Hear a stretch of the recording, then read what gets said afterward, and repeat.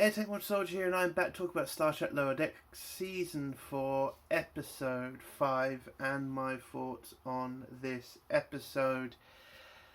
This video's late, I know. A lot of stuff's been going on, and to be honest, when I first watched this episode, I was pretty much not going to do the video because nothing really happened in this episode. We did get a bit of story about the Vulcan woman, but it was just your usual dumb jokes. And when they're bringing in that certain race, it was going to be sexual shit was going to be happening. So yeah, I would say this is not, I'd say it's the worst episode. It's not the worst because it breaks Star Trek lore, or it's like in your face insulting at some parts, which it isn't. It was just boring and a lot of childish jokes.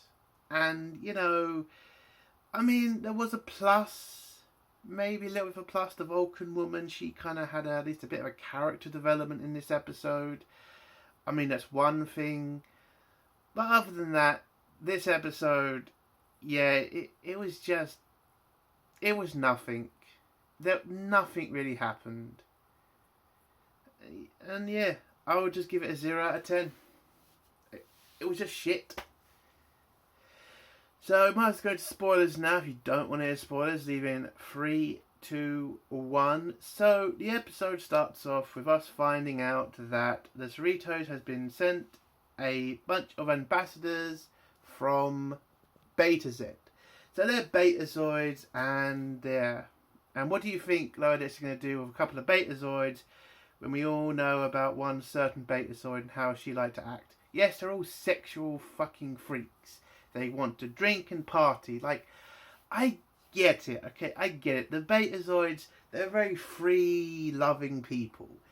But it was never so much in your face with Deanna's mother. Yes, she was a very, out there woman. Yes, she didn't hide her sexuality.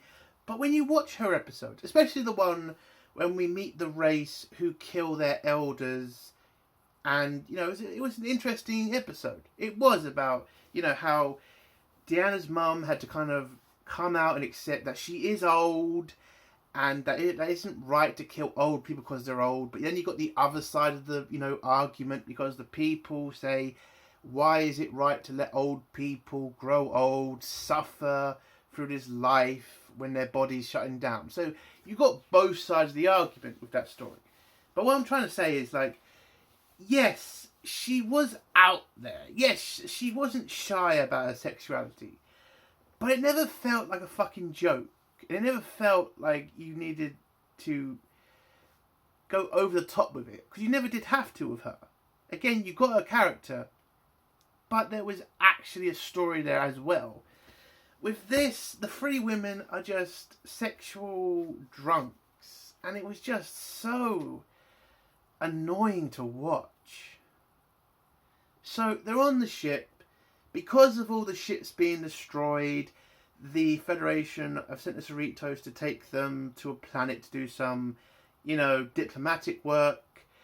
And whilst they're on the ship, they've been trying to have sex with a bunch of the crew and all this other crap. We also get the Vulcan woman in this episode who is dealing with the fact she hates being on Cerritos and wants to go back to being on the Vulcan ship where she can feel normal. And unfortunately, as they are taking 3 ambassadors, they have turned off the communications of the ship so that nobody can know they're on the ship, or that no spies can tell, where they're located. So she is now getting a bit annoyed, and you can pretty much see it in her character. The old Vulcan, trying not to care, but you can honestly see that they do care stuff.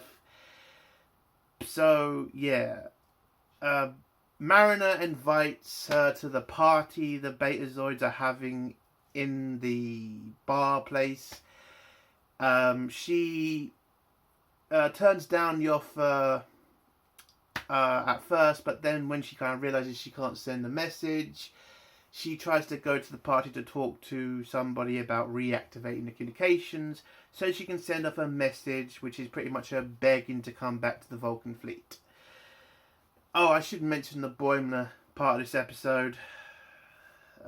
He has to do some duties with the security team, and it's just a bunch of scenes of them, you know, doing poetry, playing board games, and talking about their feelings. I mean, they do explain at the end why they did that, but I just don't need that. You know, I'm trying to watch a Star Trek episode. I don't want to talk about my feelings all the fucking time. So yeah, the Vulcan woman gets to the party, tries to talk to Tendi about the communications, but Tendi is acting weird. And when you're looking around, yeah, everybody's just gone insane. And I myself also fell for this. I thought it was going to be the whole, you know, Betazoids getting to a certain age and then they're using their mind to control other people. You know that Deep Space Nine episode where Deanna's mum infected the whole crew and they started having sex with each other? Not my favourite episode, but it was kind of funny at points. And again, it was only once in a while that would happen in Deep Space Nine where you'd get a weird, crappy episode. In Lower Decks, it seems to be continuous, but there you go. So, yeah, that's what I thought it was. And then the captain tries to take control of the crew because literally everybody's going insane now. People are ripping off their clothes, they're having sex with each other. Oh, for God's sake. It's basically a frat party in there. So, Captain tries to take control, but the crew tells her to pretty much fuck off, and she doesn't really take that well. And she then decides to grab the Betazoid because she thinks what I thought it was the Betazoid, takes them to medical where we see the Dr. Cat. And apparently in this, we found out that the cats used to eat Betazoids. I don't know what to do with that. Okay, I mean, why do we need to know that? Why the fuck do we need to know that? Anyway, she tries to do a scan, detects nothing, and then the captain is now just confused, like, what the fuck is going on? And then the Betazoids kind of clock on to the fact the captain thought it was them causing this shit. And basically what that means is the captain called them old, and so they take offense to that. And then it turns out they're on a mission or something that doesn't really get explained in this episode. So they just get their lipsticks out, and it turns out they turn into like electric batons. They have a fight with the crew, take the captain hostage, tie up Mariner and the Vulcan woman and the doctor, and they run up to the bridge, take over the bridge, because the Betazoids are very skillful at combat apparently. And yeah, they take over the ship and try to take the ship through the Romulan neutral zone to get home faster or something. I don't know. They were trying to do something by going through the neutral zone. So yeah, they're going to try to start a war with the Romulan Empire. By the way, what state is the Romulan Empire at this point? Because I still don't know anything outside of the galaxy in this show. Like, apparently the the Romulans still have an empire. Okay, so where the fuck is Lower Decks, at in the timeline? I don't know. Anyway, yeah, so whilst they're leading that, Mariner and the Vulcan escape because the Dr. Catwoman pretty much just goes nuts, rips off the tape that was tying them up. She releases them, and and Mariner and the Vulcan woman run around, trying to get up to the bridge to save Mariner's mum, because she calls the mummy through this episode. I don't know why. And when they get out, they bump into Tendi and Rutherford with a bunch of crewmen who are all jacked up on something, and then begin to chase Mariner and the Vulcan woman because Tendi's a bit annoyed that she seems to be getting too close to Mariner and not her. So basically, Tendi just being her usual self, just hyped on something. Oh god. So they get trapped into a room where the Vulcan pretty much figures out it's her causing all this shit, because Vulcans are very strong in their mind, and apparently she's been very stressed about the fact she cannot send a message to her people, and is annoyed, and apparently with that has made her push out mental thoughts of anger and shit that's affected the majority of the crew. So Mariner gives her a pep talk and says your captain was wrong for sending off the ship, for saving the ship, and you should be happy to be on the Cerritos, we love you, and all that crap. Oh god, this episode was really shit. But they figure something out. Anyway, back with Boimler. So the security team get activated because the captain on the bridge activates red alert. They go into full tactical mode, grab phaser rifles and run up to the bridge. When they get up to the bridge, they just see the cat, Dr. Woman, scratching at the floor.